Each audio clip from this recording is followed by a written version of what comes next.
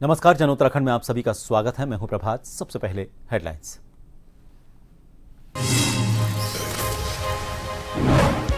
CM Dhami ने स्वाला भूस्खलन क्षेत्र का किया स्थलीय निरीक्षण। डीएम और एनएच 9 के अधिकारियों को दिए जरूरी निर्देश। आमजन से मिलकर जानी पीड़ा।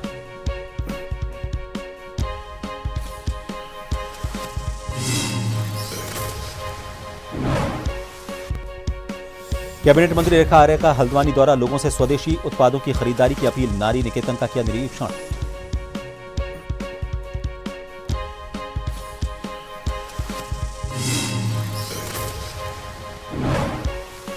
देहरादून रुड़की मार्ग पर सड़क हादसा। प्राइवेट बस ने 3 स्कूली छात्र को लिया चपेट में।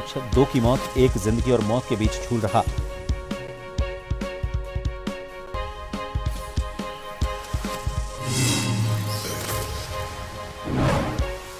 पर्यटकों के लिए आज से खुला कॉर्बेट टाइगर रिजर्व का बिजरानी जोन। पर्यटन सीजन का औपचारिक आगाज। जंगल सफारी के लिए पहुंची सैलानियों की भीड़।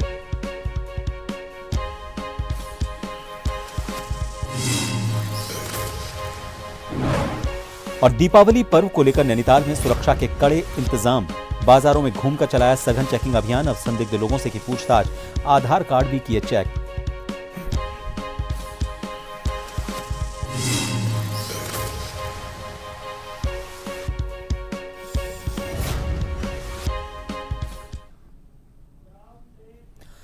चंपावत में मुख्यमंत्री पुष्कर सिंह धामी ने टनकपुर हाईवे के स्वाला भूस्खलन क्षेत्र का स्थलीय निरीक्षण किया। सीएम धामी ने मौके पर डीएम और एनएच 9 के अधिकारियों को जरूरी निर्देश दिए। उन्होंने कहा कि भूस्खलन रोकने के लिए केंद्र सरकार ने बजट जारी किया है और 2026 तक समस्या से निजात मिल जाएगी।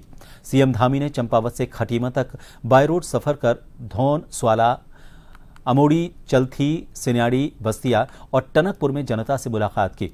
लोगों की समस्याएं सुनी और अधिकारियों को समाधान के निर्देश दिए। इस दौरान जगह जगह मुख्यमंत्री का स्वागत भी किया गया।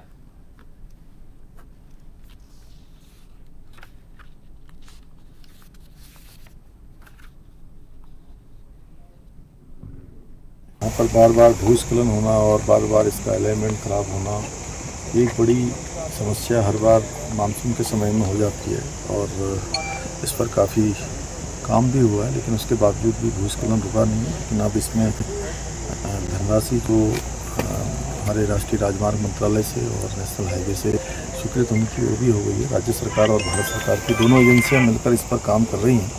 इस बार इस अगले वर्ष 2026 तक अप्रैल माह तक पूरी तरह से ये सुरक्षित कर लिया जाएगा। उसके लिए सभी प्रकार के काम जो है, जो भी सभी एजेंसियों को करने हैं वो एजेंसियाँ कर रही हैं। जगह तय किया है कि मैं ऐसे ही जो है सब जगह का स्वयं जाकर निरीक्षण करूंगा, लोगों से मिलूंगा और जहाँ जहाँ काम की आवश्यकता है वहाँ काम के लिए भी जो है काम कर मेरी मशीनरी काम करेगी। हल्द्वानी पहुंचे कैबिनेट मंत्री रेखा आर्य ने बीजेपी कार्यालय में आत्मनिर्भर भारत और स्वदेशी अपनाओ कार्यक्रम में हिस्सा लिया। उन्होंने कार्यकर्ताओं को संबोधित करते हुए यह कहा कि प्रधानमंत्री नरेंद्र मोदी ने देशवासियों से स्वदेशी उत्पादों की खरीदारी करने की अपील की है ताकि लोकल फॉर वोकल को बढ़ावा मिल सके। इसके बाद रेखा आर्य ने नारी निकेतन का निरीक्षण किया, जहां पर 3 मंजिला भवन का निर्माण कार्य जारी है। उन्होंने कहा कि नारी निकेतन में रहने वाली महिलाओं को बेहतर सुविधा देने के लिए नया भवन बनाया जा रहा है और इसका काम जल्द पूरा होगा।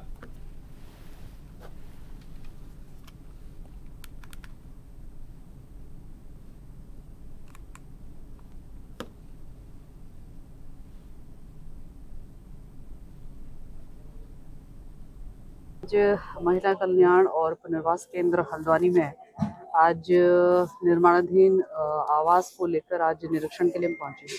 निश्चित रूप से पूर्व में भी यहाँ पे मेरा 1-2 बार में आगमन हो चुका है और इसका निरीक्षण किया जा चुका था। और जब देखा गया था तो इसमें चूँकि बहुत पुरानी बिल्डिंग थी, लगभग 50-60 वर्ष पुरानी हो गई थी और बहुत आवश्यकता ये महसूस हो रही थी कि आज के समय की आवश्यकता के अनुरूप जो है का जीर्णोद्धार किया जाए, जिसको लेकर मैं माननीय मुख्यमंत्री जी को इस विषय का संज्ञान दिया गया और उनका मैं बहुत धन्यवाद करती हूँ कि उन्होंने इसके ध्वस्तीकरण के आदेश के साथ साथ में इसमें नवनिर्माण के लिए उसमें अनुमति दी और लगभग 8 करोड़ की धनराशि के साथ में यह पुनर्वास केंद्र बनेगा। देखिए, माननीय प्रधानमंत्री जी का आह्वान है कि हम लोग स्वदेशी अपनाएं और आत्मनिर्भर भारत जो हमने सोचा है, विचारा है और हमें क्रियान्वयन में लेकर आना है और 2047 तक में विकसित भारत बनाना है, तो उसके लिए स्वदेशी का ही एक सिद्ध फार्मूला है जिस पर हम सब लोगों को काम करना चाहिए। उत्तराखंड पेयजल अनुकरण परिषद के उपाध्यक्ष दर्जा राज्य मंत्री दिनेश आर्य के पहली बार रामनगर पहुंचने पर भाजपा कार्यकर्ताओं और विधायक दीवान सिंह बिष्ट ने उनका स्वागत किया। वहीं दर्जा राज्य मंत्री दिनेश आर्य नगरपालिका सभागार में विभागीय अधिकारियों की बैठक लेने के साथ ही पेयजल से संबंधित जनता की समस्याओं को भी सुनने के लिए पहुंचे। उन्होंने कहा कि जल जीवन मिशन योजना के तहत अधिकारियों को साफ तौर पर निर्देश दिए गए हैं कि जिन जगहों पर इस योजना को पूरा नहीं किया गया है उन्हें तत्काल पूरा किया जाए।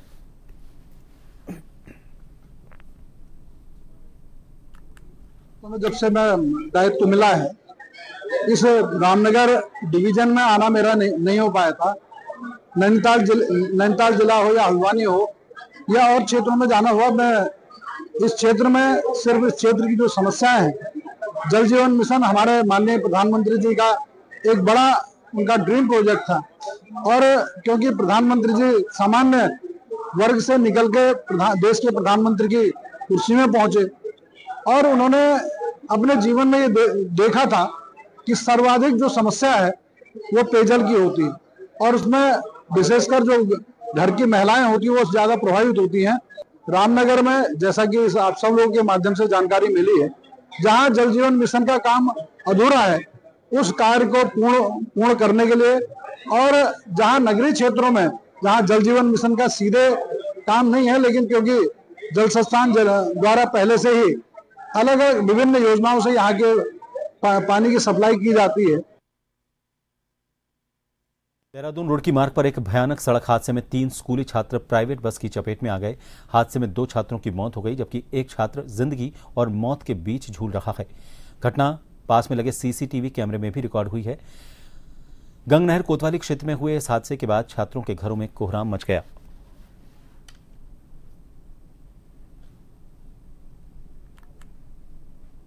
रामपुर डॉक्टर खुर्शीद के सामने रोडवेज से एक्सीडेंट हुआ है। ये कार के पीछे से वो अटैक कर रहे थे। जैसे इन्होंने कार के पीछे से वो अटैक किया तो सामने से रोडवेज आ रही थी, दूसरी साइड में थे। सामने की टक्कर हुई, ड्राइवर साइड में इन्होंने टक्कर मारी। उसके बाद ये छिनक के बस में लगी और फिर साइड में और कुछ राहगीरों की मदद से इस भाई ने और मैंने इनको सिविल अस्पताल पहुँचाया बैटरी रिक्शा मदद से और एक को पहुँचाया एम्बुलेंस से। अब मेरा हाथ भी सारा देखो ये स्तीन है सारी, क्या नाम खून में बंडी हुई थी, बहुत कोशिश करी। ये स्कूल कॉलेज के ये नहीं मैं कुछ कह सकता। अब एक साल लड़का एक पहुँचने का तो बताया, बाकी मुझे ये नहीं पता और कहाँ की है। अच्छा, ये स्कूल के छात्र बताया? हाँ, पैक थे इनके तीनों के पास में। एक शायद बीच वाला फ़ोन पे बात भी कर रहा था, उसका फ़ोन भी वहीं पड़ा। इसमें कितने 2 लड़कों की मौत हुई? इसमें फिलहाल जब हमारे साथ में सामने तो एक की हो गई थी, एक का सिविल अस्पताल में उपचार के दौरान मौत हो गई और अभी एक घायल है। घायल का नहीं पता लग पा रहा है कहाँ का। रोड ट्रैफिक एक्सीडेंट के बाद आए हैं, जिसमें से एक तो वो ब्रॉड डेड कंडीशन में आया है, एक को हम बचाने की पूरी कोशिश कर रहे हैं, उसको CPR दे रहे हैं और जो भी यहाँ पे ट्रीटमेंट मिल सकती है। तीसरा बच्चा है सोनी नाम का, उसके एक पैर में फ्रैक्चर है, जॉ में फ्रैक्चर है, जिसके लिए यहाँ पे प्राइमरी ट्रीटमेंट दे दिया गया है और आगे के लिए उसको रेफ़र किया गया है ताकि तुरंत से तुरंत उसको इलाज मिल सके। चंपावत जिले की झिरकुनी ग्राम सभा में उल्टी दस्त से कई ग्रामीण बीमार पड़ गए। इनमें से 8 को गंभीर हालत में 108 एम्बुलेंस के जरिए लोहाघाट उपजिला चिकित्सालय पहुंचाया गया। चिकित्सा अधीक्षक डॉक्टर विराज राठी ने बताया कि घायलों की हालत स्थिर है और हालत खतरे से बाहर है। स्थानीय निवासियों ने बताया कि 2-3 दिन से उल्टी दस्त का प्रकोप बना हुआ है। 15 से 20 ग्रामीण पीड़ित हैं। सीएमओ चंपावत डॉक्टर देवेश चौहान ने बताया कि मामला संज्ञान में आते ही स्वास्थ्य विभाग की टीम को गांव में भेजा गया है।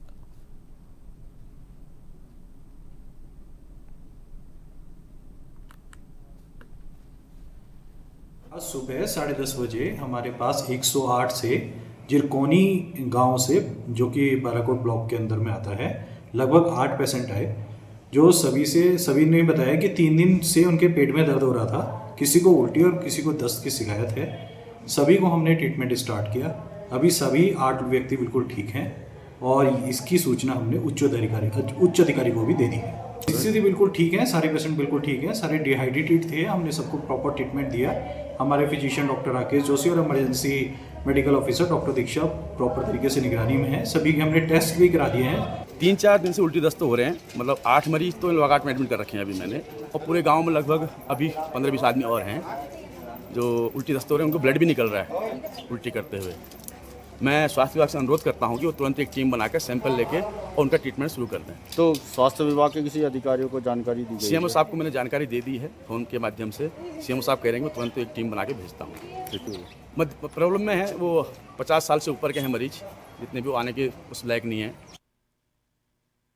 डोईवाला के व्यापार मंडल के तमाम व्यापारियों के साथ डोईवाला तहसील में एसडीएम अपर्णा डोढियाल ने दिवाली पर्व को लेकर बैठक की। बैठक में व्यापारियों से मुख्य रूप से सुरक्षा, यातायात और पटाखों की बिक्री जैसे मुद्दों पर चर्चा की गई। डोईवाला उपजिलाधिकारी अपर्णा डोढियाल ने कहा कि पटाखे खुली जगहों पर बेचने का निर्णय लिया है ताकि भीड़भाड़ वाले इलाकों में सुरक्षा सुनिश्चित की जा सके। पटाखा बिक्री की अनुमति 3 दिन ही मिलेगी। साथ ही त्योहार के समय नगरपालिका के अधिकारी, फायर ब्रिगेड, पुलिस अधिकारी बाजार में मौजूद रहेंगे।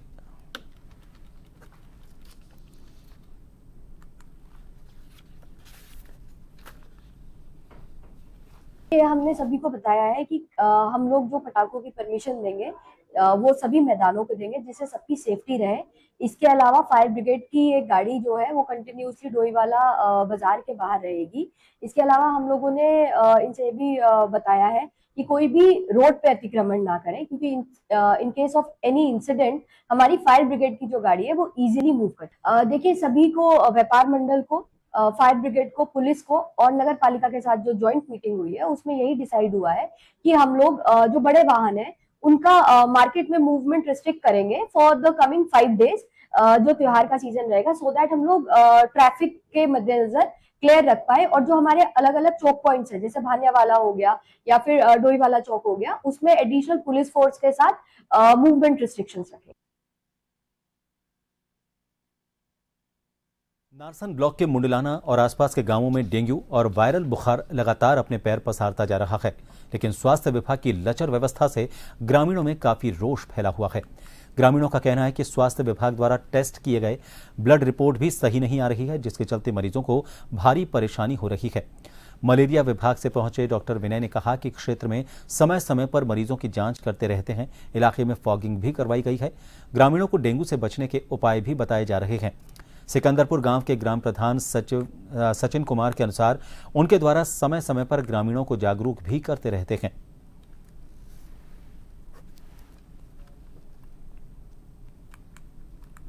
बस अब हमारे यहाँ 9-10 में बहुत कहने के बाद, सीएमओ साहब को भी कहने के और लिखित देने के बाद भी मतलब हमने बताया कि डेंगू की परिस्थिति गांव में मतलब बहुत बढ़ रही है और काफ़ी लोग बीमार हैं।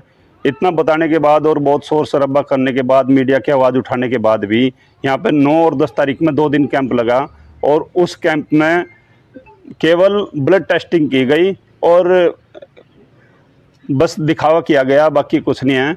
और यहाँ से जैसा ब्लड टेस्ट लेकर गए और जो रिपोर्ट इनकी आई है, इन्होंने कुछ लोगों की रिपोर्ट निगेटिव दिखाई, जबकि हॉस्पिटलों में वे लोग एडमिट हुए बाद में जाकर और वहाँ पे उनके ब्लड टेस्ट करा तो वहाँ पे डेंगू पॉजिटिव आया। गांव के अंदर जो डेंगू का प्रकोप बहुत ज़्यादा फैला हुआ है और जो हमारे ये जो सामुदायिक स्वास्थ्य केंद्र है, इसमें मेरा मानना डॉक्टर की कोई व्यवस्था नहीं है। डॉक्टर नाम पे सिर्फ एक आदमी रहता है। जितनी भी बार हम गए वहाँ पर हमें कोई नहीं मिला। कई बार तो डॉक्टर साहब भी नहीं रह पाते वहाँ से। और सबसे बड़ी दुख की बात ये है कि जो सरकारी की तरफ से नमूने लिए जा रहे हैं इसके डेंगू के, वो रिएक्टिव है और जो बाहर प्राइवेट हॉस्पिटल में हम जा रहे हैं वहाँ जो हमारे सैंपल लिए जा रहे हैं वो एक्टिव है। ये जो बड़ा अंतर है ये बहुत ज़्यादा खतरनाक हमें दिखाई दे रहा है। देखो, बुखार का चल रहा है, 2-3 मौत भी हुई है गाँव में डेंगू से, जो रिपोर्ट में आया है। कैंप पहले भी लगा था मुगलानी स्वास्थ्य केंद्र पे और आज फिर कैंप लगा हुआ है, तो रिपोर्ट कर रहे हैं डॉक्टर।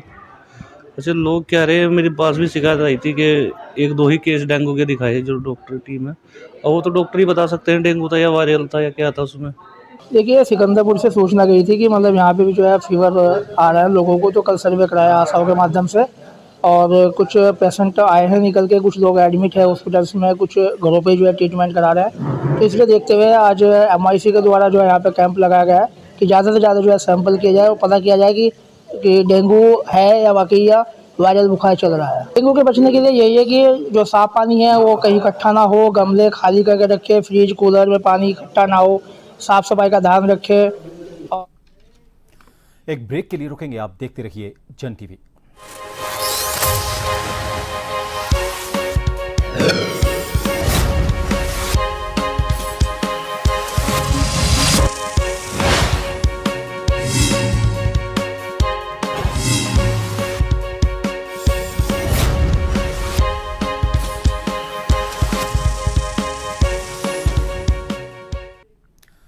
ब्रेक के बाद फिर आपका स्वागत है। विश्व प्रसिद्ध कॉर्बेट टाइगर रिजर्व के बिजरानी जोन के खुलने के साथ ही आज से पर्यटन सीजन का औपचारिक आगाज हो गया है। मॉनसून सत्र के बाद आज सुबह बिजरानी पर्यटन जोन को पर्यटकों के लिए खोल दिया गया। सुबह से ही देश विदेश से आए सैलानियों की भीड़ जंगल सफारी के लिए पहुंचने लगी, जिससे पूरे इलाके में एक बार फिर पर्यटन की रौनक लौट आई। कॉर्बेट पार्क के बिजरानी जोन को पारंपरिक तरीके से खोला गया। इस अवसर पर कॉर्बेट टाइगर रिजर्व के उप निदेशक राहुल मिश्रा, एसडीओ अमित ग्वासाकोटी, रेंज अधिकारी नवीन पांडे, वनकर्मी और क्षेत्रीय विधायक दीवान सिंह बिष्ट मौजूद रहे। सभी ने रिबन काटकर और पर्यटकों से भरी जिप्सियों को हरी झंडी दिखाकर जंगल सफारी के लिए रवाना किया।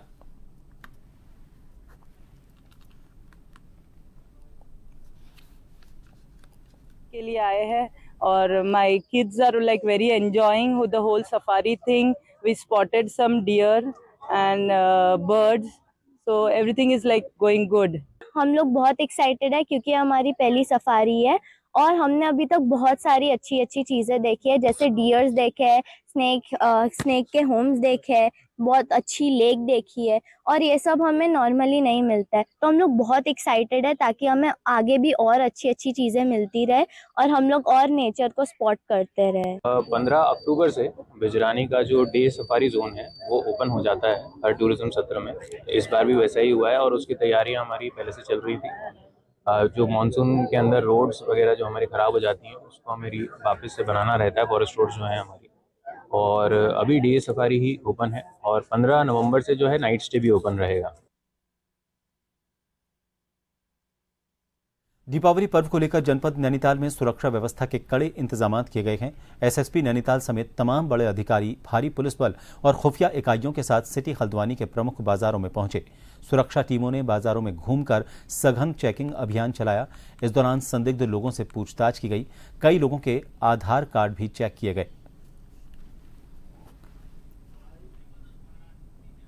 त्योहार के मद्देनजर पुलिस सुरक्षा बढ़ाने हेतु आज हल्द्वानी के जो ये बीजी मार्केट है इनमें एसपी सिटी, सीओ सिटी मेरे द्वारा और पीएससी के कुछ लोग हैं, इसके अलावा थाना पुलिस के कुछ लोग हैं, तो टीमें बनाकर आज एक रैंडम वेरिफिकेशन का ड्राइव हम लोग चला रहे हैं। तो ऐसे कुछ लोग जो संदिग्ध हैं, किसी ठगी के उद्देश्य से, लूट के उद्देश्य से, कत्तेबाजी के उद्देश्य से घूम रहे हैं, उन लोगों को वेरीफाई कर रहे हैं। इसके अलावा जो शहर में एक भीड़-भाड़ बढ़ी हुई है, कई दुकानों के आगे अतिक्रमण भी हो रखा है, उस चीज़ को भी कंट्रोल करने के लिए ये वेरिफिकेशन ड्राइव चला रहे हैं ताकि जो त्यौहार के दिनों वहाँ सुगमता से लोग बाजार में आवागमन कर सकें, उनके साथ में कोई अपराधी घटना नहीं हो। मुख्यमंत्री पुष्कर सिंह धामी अपनी विधानसभा क्षेत्र चंपावत पहुंचे और वहां पर 115 करोड़ रुपए की योजनाओं का शिलान्यास किया। लोहाघाट में आयोजित प्रबुद्धजन सम्मेलन में मुख्यमंत्री पुष्कर सिंह धामी ने प्रबुद्धजन से बात कर उनकी समस्याएं सुनी। इसके बाद मुख्यमंत्री विधानसभा सम्मेलन में पहुंचे, जहां पर भाजपा कार्यकर्ताओं ने मुख्यमंत्री का स्वागत किया।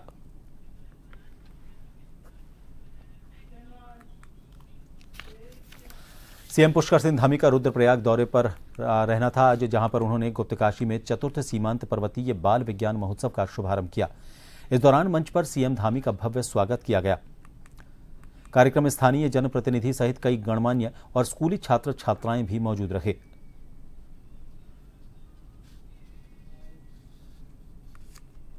और उनके भारत के सर्वोच्च पद तक की जीवन यात्रा इस बात का प्रतीक है कि जब सपने सच्चे होते हैं तो कठिनाइयां रास्ते नहीं रोक सकते। मंजिल उनको प्राप्त होती है, रास्ता उनको मिल जाता है, उनका लक्ष्य सिद्ध हो जाता है। कलाम साहब हमेशा कहा करते थे, सपने वो नहीं होते जो सोने पर देखे जाते हैं, बल्कि सपने वो होते हैं जो हमें सोने नहीं देते हैं, हमेशा जागने के लिए प्रेरित करते हैं, वही सपने होते हैं। और आज का ये बाल विज्ञान महोत्सव उसी स्वप्न को आगे बढ़ाने का प्रयास है। इसलिए ये केवल एक कार्यक्रम नहीं है। आप लोगों को अच्छा जरूर लगा होगा, यहाँ पर अपने अपने दूर से आए हैं, उत्तरकाशी से आए हैं, बागेश्वर से आए हैं, पिथौरागढ़ से, चंपावत से, चमोली से, इन सभी जनपदों से आप सब लोग रुद्रप्रयाग पहुंचे हैं। इससे पहले भी हमारे 3 महोत्सव ऐसे हो चुके हैं, वो भी अलग अलग स्थानों पर आयोजित हुए थे। 2.5 लाख शिक्षक और अन्य राज्य कर्मियों को सरकार ने दिवाली का गिफ्ट दिया है। उत्तराखंड में धामी सरकार ने 2.5 लाख से ज्यादा शिक्षकों और कर्मचारियों का महंगाई भत्ता 3% बढ़ा दिया है। साथ ही बोनस देने के प्रस्ताव को भी हरी झंडी दिखाई गई है। आपको बता दें, बोनस का लाभ केवल 4800 ग्रेड पे तक वाले कार्मिकों को ही मिलेगा। इसके तहत अधिकतम 7,000 रुपये मिलेंगे। दैनिक वेतनभोगी और कैजुअल श्रेणी के कर्मियों को कुछ शर्तों के साथ अधिकतम 1200 रुपये बोनस के रूप में मिलेंगे।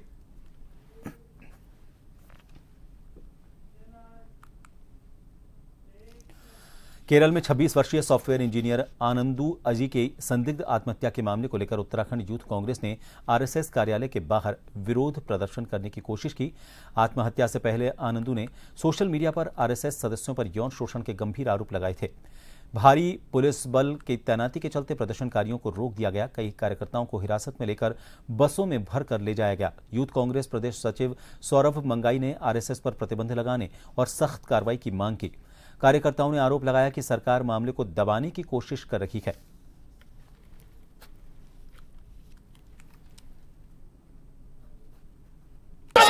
में आया है और उसने आत्महत्या इस वजह से करी है कि आरएसएस के लोगों के द्वारा उसका बलात्कार किया गया। 4 साल की उम्र में उसका बलात्कार किया गया और उससे क्षुब्ध होकर के, परेशान होकर के उस व्यक्ति ने आत्महत्या का रास्ता अपनाया है, जबकि उसके लिखने के बावजूद भी नामजद एफआईआर दर्ज नहीं होती है। और हमारी युवा कांग्रेस यह मांग करती है कि ऐसे शाखाओं का बहिष्कार होना चाहिए और ऐसे युवाओं की आवाज समाज तक पहुंचनी चाहिए। सही है, आरएसएस जो पूरे देश में जो एक कृत्य कर रही है, आपने देखा कि नेशनल मीडिया पे भी न्यूज कराई जा रही है। आज जब उत्तराखंड यूथ कांग्रेस ने आरएसएस कार्य का घेराव किया, उनसे जवाब मांगा क्यों एक छात्र आज अगर सुसाइड करता है उसके इतने सालों से उसका यौन शोषण किया जाता है, और जब वो सुसाइड करता है उसके बाद आरएसएस कहती है कि ये कोई प्री प्लान है। अरे कोई युवा मर जाता है, अपनी जान दे देता है और आप कहते हैं प्री प्लान है। आज जब उनसे जवाब मांगने के लिए जा रहे थे। केरल में 26 वर्षीय सॉफ्टवेयर इंजीनियर की संदिग्ध आत्महत्या के मामले में आरएसएस पर लगाए गए यौन शोषण के आरोपों को लेकर देहरादून में राजनीतिक हलचल तेज हो गई है। विश्व हिंदू परिषद के आचार्य सुभाष जोशी ने कहा कि यह राष्ट्रीय स्वयंसेवक संघ को षड्यंत्र के तहत बदनाम करने की कोशिश है।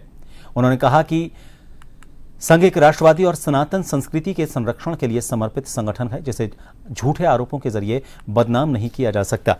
जोशी ने कहा कि यह एक दुर्भाग्यपूर्ण स्थिति है और संगठन इस तरह के प्रयासों की कड़ी निंदा करता है।